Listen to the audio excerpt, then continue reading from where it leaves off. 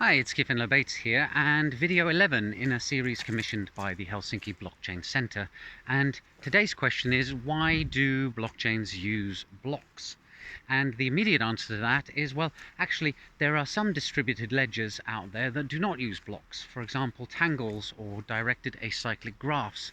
These package transactions individually and attach them to a network of other transactions, but these systems don't rely on proof of work because it doesn't make sense to use proof of work to verify a single transaction at a time.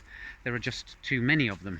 So the reason why Nakamoto packaged transactions into a block and set a difficulty that was expected to be about 10 minutes is precisely to set up the proof of work competition. The idea is that you have a big set of miners out there all churning away, trying to be the one that finds the block, and the incentive is to get a block reward.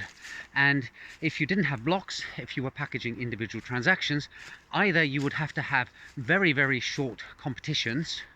If transactions are arriving at a rate of say 10 a second, that means you would have 10 proof of work competitions every second, and network latency is such that the transactions don't make their way around the whole peer-to-peer network until after about somewhere between 8 and 20 seconds. So the choice of 10 minutes for the block arrival time in Bitcoin, the first blockchain, I don't know why that was picked. It turns out that Ethereum shows us that 15 seconds per block is actually perfectly okay. Maybe it's that Nakamoto didn't run the calculations on what the expected processing time for getting stuff all the way across the network would be.